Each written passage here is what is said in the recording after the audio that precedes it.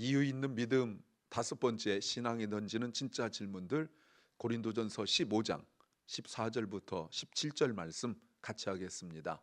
그리스도께서 만일 다시 살지 못하셨으면 우리의 전파하는 것도 헛것이요 또 너희 믿음도 헛것이며 또 우리가 하나님의 거짓 증인으로 발견되리니 우리가 하나님이 그리스도를 다시 살리셨다고 증거하였습니다. 만일 죽은 자가 다시 사는 것이 없으면 하나님이 그리스도를 다시 살리시지 아니하셨으리라. 만일 죽은 자가 다시 사는 것이 없으면 그리스도도 다시 사신 것이 없었을 터이요 그리스도께서 다시 사신 것이 없으면 너희의 믿음도 헛되고 너희가 여전히 죄 가운데 있을 것이요. 아멘. 아멘. 혹시 이런 질문 생각해 보셨습니까? 기독교를 무너뜨릴 수 있는 가장 쉬운 방법은 무엇인가? 생각이 조금 건전하지 못하죠. 근데 기독교를 무너뜨릴 수 있는 가장 쉬운 방법, 제가 지금 가장 쉬운 방법이라고 말씀드렸습니다. 뭐일 것 같아요? 역사적으로 기독교를 무너뜨리려고 하는 수많은 시도들이 있었습니다.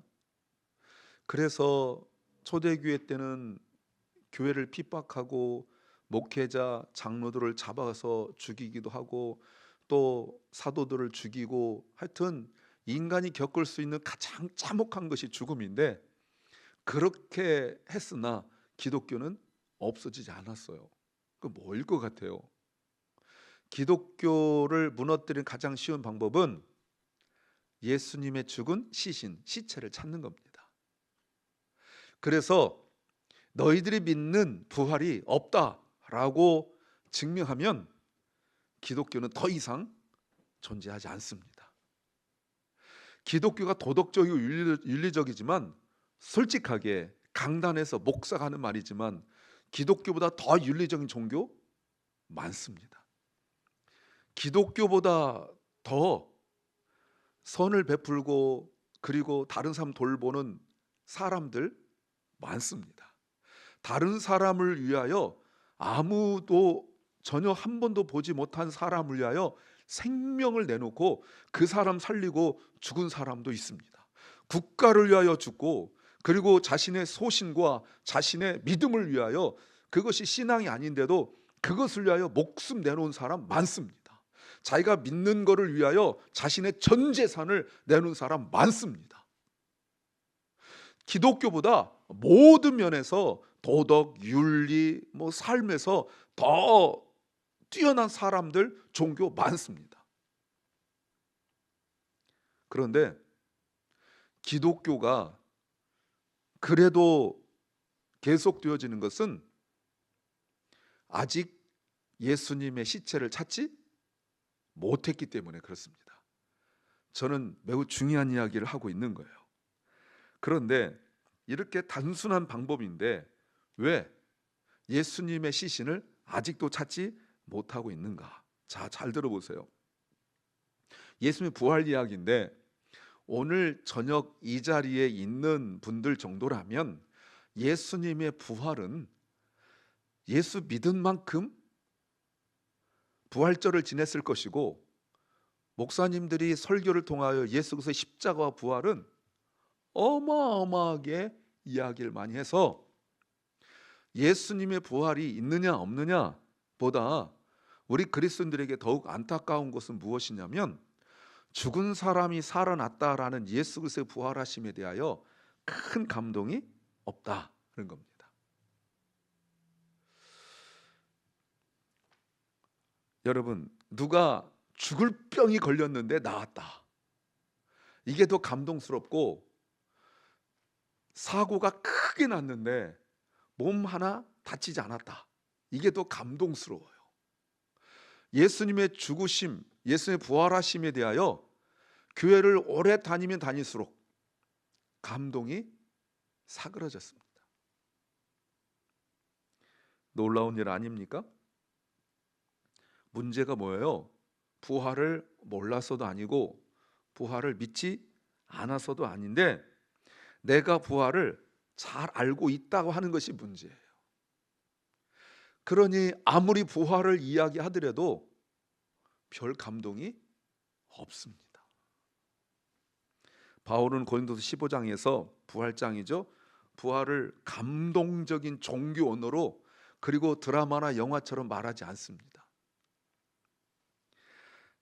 바울은 그 예수 그리스도의 부활을 그냥 우리끼리 믿는 사람들끼리 믿지 않는 사람들한테 너희는 몰라도 돼 라고 말하는 그런 것이 아니라 검증해 보라고, 확인해 보라고 말하고 있는 것이 바로 15장이에요. 그래서 바울의 논리는 단순합니다. 보세요. 그리스도께서 다시 살아나지 않으셨다면 설교도 헛것이고 믿음도 헛것이고 우리는 여전히 죄 가운데 있다. 이것이 14절부터 오늘 본문 17절을 요약한 말씀이라고 볼 수 있습니다.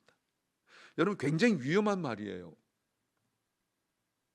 제가 지금 여러분한테 설교하고 있는데 제가 여러분한테 거짓말하고 있다고, 저 목사 설교 거짓말이야, 바울 저렇게 복음 전하는데 거짓말이야, 내가 지금 말하고 있는 것에 대하여 믿어 라고 말하는 것이 아니라 거짓말인지 사실인지 확인해 보라고 이야기하고 있는 거예요.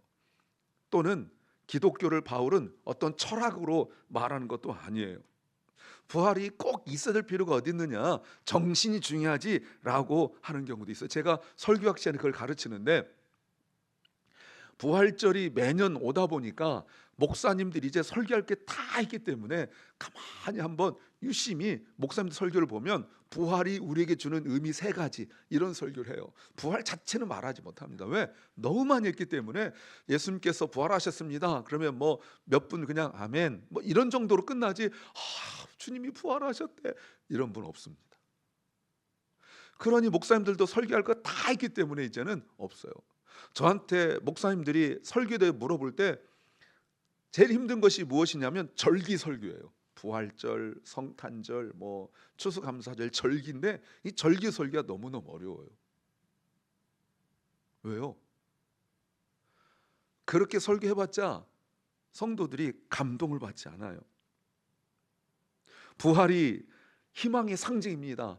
그래서 목사님들 설교 대부분 어떤 거냐면 부활이 주는 의미, 이렇게 해서 여러분 얼마나 힘드십니까? 그래도 주님께서 죽은 자 가운데 다시 살아난 정신으로 이겨내십시오. 물론 저도 설교 중에 뒷부분에 적용할 때 그 얘기 간혹 합니다만, 그런데 부활 자체를 말하지 못해요. 왜요? 성도들의 반응이 별로 없기 때문에 그래요. 그런데 저는 이렇게 한마디로 말하고 싶어요. 부활이 없으면 전부 무너져요. Everything. 그리스도인으로서 모든 것, 성경도 나의 삶도 모든 것도 다 없어지고 말아요. 기독교는 좋은 가치관, 세계관 위에 세워진 종교가 아니에요. 그래서 우리는 개혁주의라고 말합니다. 신학이 개혁, 리포엄드인데 개혁주의가 아닌 비평주의자들은 기독교 핵심을 뭐라고 말하냐면 사랑이라고 말합니다. 어떻게 생각하세요? 어떤 사람들은 용서다, 어떤 사람 겸손이다, 희생이다 이런 말을 합니다. 아닙니다. 기독교에 수많은 교리들이 어마어마하게 있는데 뭐가 더 중요하다, 덜 중요하다 말할 수는 없지만 그래도 하나씩 제거해 나가다 보면 사랑도 없어지고 용서도 없어지고 겸손도 없어지고 다 없어져도 단 하나가 남는다면 그게 부활이어야 돼요. 이걸 뭐라고 말하냐면 펀더멘털, 근본이라고 말하는 겁니다. 그래서 기독교의 근본은 펀더멘털, 가장 기본적인 펀더멘털한 베이직, 펀더멘털 테오리, 가장 기본적인 그 이론은 부활이에요. 근데 비평주의자들은 사랑이라고 말합니다. 사랑을 강조하는, 우리보다 더 많이 사랑하는 종교 많습니다. 사랑하자, 하지 말자, 용서하지 말자 이런 말이 아니라는 거 여러분 아시죠? 기독교의 시작, 기독교의 핵심을 말하는 거예요. 기독교는 사랑하자가 시작이 아니고요, 용서하자가 시작이 아니에요. 기독교의 시작은 부활에 있습니다. 다른 종교에도 있고 철학에도 있고 훌륭한 도덕 교사들도 사랑, 용서, 겸손 이야기합니다. 기독교 중심, 핵심에 가장 중요한 하나의 사건이 있는데, 사건은 죽은 사람이 실제로 살아났다는 주장이에요. 그러니까 아까 제가 처음에 기독교를 무너뜨릴 수 있는 가장 좋은 방법은 예수님의 시신을 찾는 것, 절대로 죽은 사람이 살아나지 못했다는 걸 증명하는 방법이었다면, 그렇다면 우리가 믿음이 더욱 견고해질 수 있는 가장 핵심적인 게 뭡니까? 기도 많이 하는 겁니까? 성경 많이 읽는 겁니까? 아니요. 예수 그리스도의 부활에 감동하고 감격하는 거예요. 그 사실을 믿고 말이죠. 여러분 보세요. 이게 만약에 주장이 거짓이라면 기독교는 조금 수정하는 그 부분만 좀 고치는 것이 아니라 전부가 무너지는 거예요. 여러분, 예배도 무너지고 설교도 무너지고 찬송도 무너지고 우리 믿음도 무너져요. 우리가 죄사함 받았다는 그 확신도 무너져요. 그래서 말씀 보십시오. 19절, 만일 그리스도 안에서 우리의 바라는 것이 다만 이 생뿐이면, 지금뿐이면 모든 사람 가운데 우리가 더욱 불쌍한 자이리라. 그 제가 한 15년 전에 부활에 대해서 설교하면서 부활이 없으면 우리는 가장 불행한 사람이에요. 우리가 진정한 행복을 누린다면 그 행복은 나의 소유나 조건과 그리고 나의 상황이 있지 않고 예수 그리스도의 부활하심에서 시작을 해야 되는 것입니다.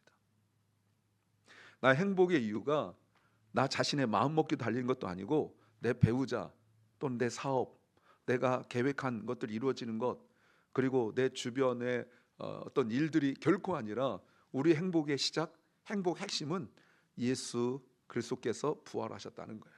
만약 이 땅에서 먹고 사는 것이 가장 중요한 일이라면 우리는 정말 불쌍한 사람들이에요. 그래서 부활은 기독교의 장식품이 아니고 기독교에서 가장 중요한 핵심이라고 말할 수 있습니다. 그래서 부활을 반박하려면 먼저 설명할 것이 있는데 가장 중요한 것이 무엇이냐면 빈 무덤이에요. empty tomb. 로마서 지난번 말씀드렸지만 로마서에서 바울이 말할 때 빈 무덤이 하나님의 능력이라고 말할 때 그것이 디나미스로, 들어보셨죠? 다이너마이트라는 단어가 디나미스에서 나왔는데, 여러분 기독교에서 말하는, 바울이 말하는 빈 무덤은 하나님의 능력은 빈 무덤이에요. 하나님이 이 땅에 말씀으로 천지를 창조하시고 하나님께서 마음 먹은 대로 모든 것들을 다 이루시고 그러는 건데, 하나님께서 뭐 예를 들어 나무가 있으라, 나무가 있고 뭐 고래가 있으라, 고래가 있고 이렇게 말씀으로 다 하실 수 있음에도 불구하고 그 하나님의 능력의 어떤 크고 작은 것을 이렇게 비교할 수 없지만 하나님의 능력의 가장 그 피크, 클라이막스, 그게 뭐냐면 빈 무덤이에요. 그래서 그 빈 무덤 앞에 우리는 기뻐하고 찬양할 수 있는 것입니다. 예수님께서 십자가에서 죽으셨죠. 무덤에 장사 지냈어요. 사흘 뒤에 무덤에서 나와 부활하셨습니다. 그래서 이것을 성경에 보면 많은 사람들이 이것을 부인하려고 애를 썼어요. 제자들이 훔쳐갔다 이런 말도 했죠. 예수님께서 죽지 않으시고 기절했다가 추운데 피를 많이 흘렸는데 추운데 들어가니까 너무 밤에 추워서 깜짝 깨어났다, 뭐 기절설, 뭐 아니면 그 여자들이 예수님의 무덤이 아니라 다른 무덤 가가지고 비었네, 그러니까 부활했다, 이런 식으로 해서 많이 주장들을 했어요. 기적은 불가능하다라고 말하기도 했어요. 그런데 여러분 보세요. 부활을 반박하려면 더 나은 설명이 필요해요. 그런데 아직 아무도 그것을 내놓지 못했어요. 고린도서 15장에서 바울은 먼저 그 부활의 감정을 말하지 않습니다.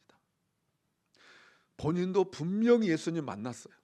부활하신 주님 만났어요. 그리고 수많은 사람들 만났어요. 6절 보세요. 6절에 보시면은 그 후에 500의 형제에게 일시에 모이셨어요. 그 앞에 게바에게 모이셨고 12 제자들이 모이셨고, 뿐만 아니라 500의 형제에게 한 번에 모이셨어요. 그리고 보세요, 그 중에 태반이나 살았고 어떤 이들은 죽었다 이렇게 말하는데, 이 말이 뭐예요? 살았으니까 가서 물어보면 되는 거 아니에요? 그렇잖아요. 물어보면 되는 거 아니냐 이렇게 말하고 있어요. 확인해 보라는 거예요. 여기에서 일시에 모이셨다, 지금도 살아있다는 거는 가서 한번 확인해 봐. 내 말이 거짓말인지 확인해 봐. 당당함입니다. 또 하나가 제자들의 변화예요. 아까 제가 뭐라고 말했습니까? 이미 복음서에도 나오지만 예수님이 제자들의 시체를 훔쳐갔다 이렇게 말합니다. 가능한 일인가요? 누가 지키고 있었냐면 동네 애들이 지킨 것이 아니라 로마 군인들이 지키고 있었어요. 세계에서 가장 강한 군인, 로마 군인들이 거기를 창들고 지키고 있었어요. 여러분, 제자들이요 용맹한 사람이 아닙니다. 예수님 붙잡히던 그 밤에 다 도망갔고요. 마가는 12 제자는 아니었지만 여러분, 마가는 빨가벗고 도망간 사람이에요. 베드로는 대제사장 앞에서가 아니라 그 여종 앞에서 3번이나 부인한 사람이에요. 이런 사람들이 예수님의 시체를 훔쳐다가 놓고 거짓말하려고 당당하게 예수님 부활하셨다, 거기에 생명 걸 수 있겠습니까? 불가능한 이야기예요. 예. 얼마 지나지 않은 사람들이, 얼마 지나지 않아서 저 구석에 산 것이 아니라 예루살렘 한복판에서,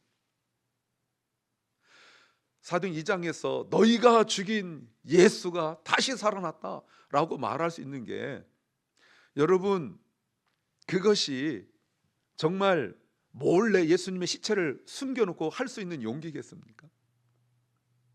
미문 밖에 앉았던, 나면서부터 걷지 못하던 분을 이렇게 세우고 난 이후에 예수님을 죽였던 대제사장들, 예수님을 죽였던 공의 앞에서 베드로가 당당하게 말할 수 있었잖아요.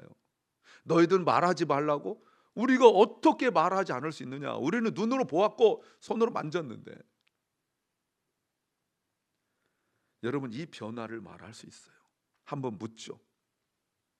무엇이 이 겁 많은 사람들을 이렇게 위대한 증인으로 만들 수 있습니까?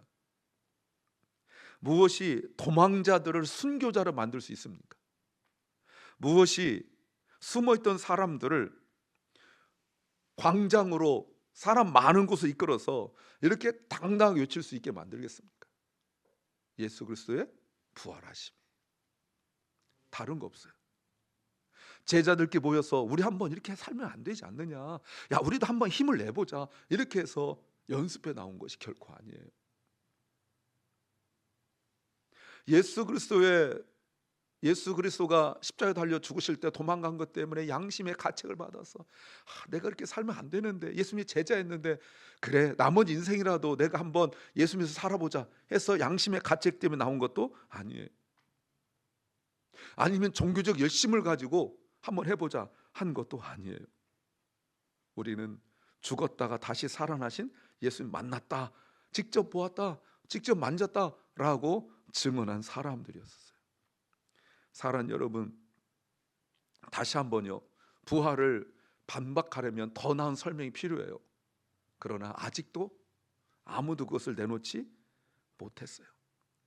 그래서 또 부활을 설명하려고, 틀린 말은 아니지만 어떤 분들은 겨울이 가고 봄이 오듯이 예수님도 그 죽은 새싹들이 다 아무것도 없다가 태어납니다, 이렇게 설명하려고 했고, 교회들마다 어찌어찌 해가지고 교회에 들어오긴 했습니다만 우리도 지난번 먹었죠. 달걀 삶아가지고 이렇게 먹으면서 죽었는데 그게 병아리가 된다.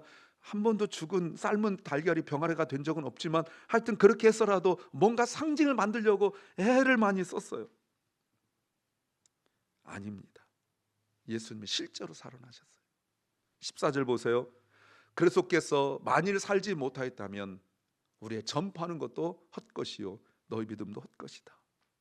여러분, 헛것이란 말이 무슨 말인지 아십니까? 헛것을 설명할 수 있는 정말 좋은 것 중에 하나가 그 빵집에 공갈빵이라고 있습니다. 빵 모양은 근사하잖아요. 근데 속이 텅 비었죠. 이게 헛것이란 뜻이에요.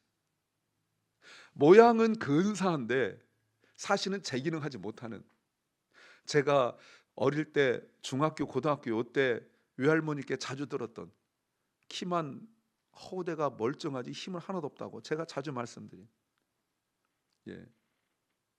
제가 외갓집 놀러 갔을 때 할머니가 어지러워서 아이고 머리 아파 이거 머리 아파 했는데 이제 그 트럭 같은 게 이렇게 와가지고 그 이렇게 벼 추수한 거 이렇게 실으면은 가져서 탈곡해서 갖다 주고 이러는데 그 운전수는 내리지도 않아요. 가만히 있으면 실어야 되는데 할머니가 머리 아파서 아이고 머리야 머리 하니까 제가 있으니까 네가 가서 실어라 했는데 이놈의 쌀가마니가요 아무리 낑낑대도 꼼짝도 안 해요. 제가 익힙니다. 제가 중3 고1키가 익히예요.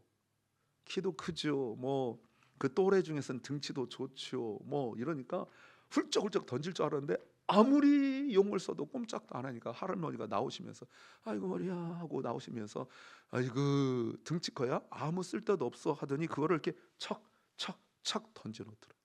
마치 이렇게 뭐 오재미 같은 거 이런 거 하나 넣듯이 얼마나 놀랬는지. 아니 할머니 맨날 힘없으시다며 할머니 맨날 아프시다면서요. 근데 하도 하셔서 그걸 하는 거예요. 헛것이 저 같은 사람도 하는 말이에요. 제가 교회를 개척하기 전에 교회를 시작하기 전에 제가 섬기던 교회 장로님 자바상에 있는데 이렇게 만나서 밥 먹다가 장로님 나 아무래도 일 좀 해야 될 것 같은데 그러니까 무슨 일 하려고 해서 장로님 그 자바상에서 뭔가 할 수 있을까 이러니까 손 좀 내밀어 보래. 손 딱 내밀으니까 이 손으로 뭘 하려고 해?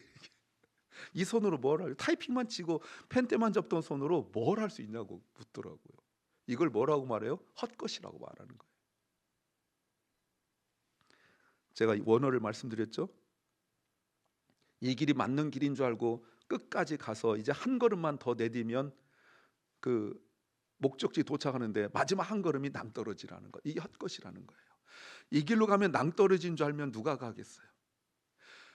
예수님의 다시 살아나심을 믿고 계속 전했는데 나중에 가서 딱 보니까 살아나지 않으셨다. 그게 바로 헛것이에요.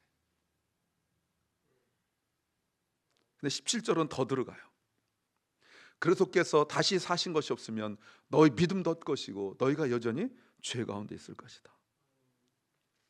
자, 그런데 보세요. 만일 예수 그리스도의 부활하심이 사실이라면,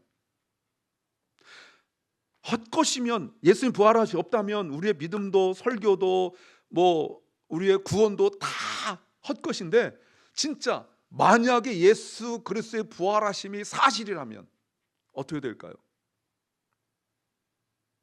여러분 어떻게 될까요?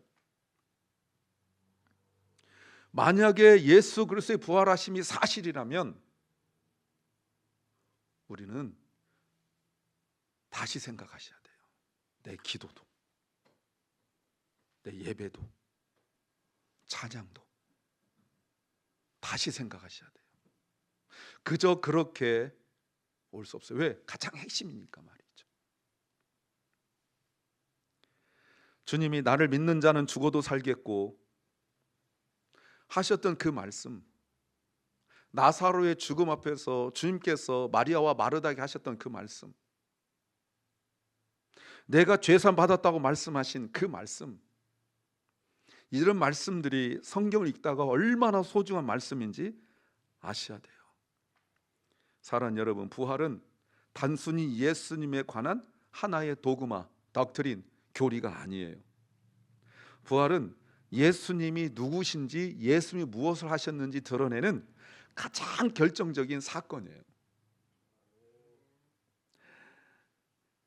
십자가만 보면 예수님이 실패한 메시아처럼 우리가 생각할 수 있으나, 부활의 빛 아래 십자가를 보면 십자가는 패배가 아니라 승리예요. 왜 십자가가 있고 부활이 있어야 되냐면, 십자가를 통하여 우리의 죄가 씻음 받았습니다. 근데 부활하심이 없으면 우리는 공백 상태가 돼요. 그런데 부활하심으로 우리가 의롭게 된 거예요. 그래서 부활하심이 없으면 우리가 의롭다 인정을 받을 수 없습니다. 이제 바울의 말을 들어보십시오. 14절 다시 보세요. 그리스도께서 만일 부활이 하지 않으셨다면, 다시 살지 못하셨다면 우리의 설교, 우리의 전파하는 것도 헛것이요 너의 믿음도 헛것이다. 이건 무슨 말합니까? 여러분 결과를 말하는 거예요. 그런 줄 알고 갔다가 마지막에 아무것도 아니네. 딱딱한 빵인 줄 알고 샀는데 배가 엄청 고파 샀는데 공갈빵이네. 내가 처음부터 공갈빵인 줄 알고 골랐다면 괜찮은데 이 길이 맞는 길인 줄 알고 그 고생하면서 왔는데 마지막 한 걸음 내디딜 때 낭떠러지. 헛것이. 그러나 같이 읽읍시다.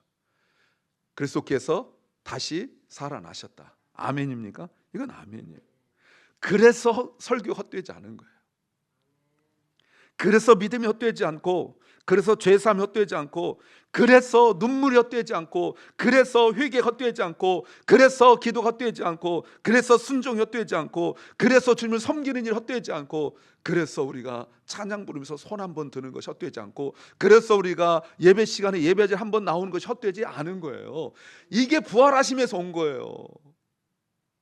그 부활하심이 없으면 내가 주의 이름으로 병든 자를 고치고 주의 이름으로 귀신을 쫓아내고 내가 주의 이름으로 선지하노 하여도 주님이 뭐라고 말씀하시냐면 나는 너를 도무지 알지 못한다고 말씀하시는 거예요. 사랑하는 여러분, 15장 이렇게 마무리합니다. 보세요. 그러므로 내 사랑 형제들아 견고하며 흔들리지 말며 더욱 항상 주의 일에 더욱 힘쓰는 자이 되라. 이는 너희 수가 주 안에서 헛되지 않는다. 내가 섬길 수 있는 많은 시련과 핍박 어려움 속에서도 내가 낙심하지 않을 이유가 뭐냐면 내가 깡다우가 좋아서도 아니고 맷집이 좋아서도 아니고 환경이 내가 견딜만 했어도 아니라 예수 그리스도의 부활하심에 있습니다. 부활은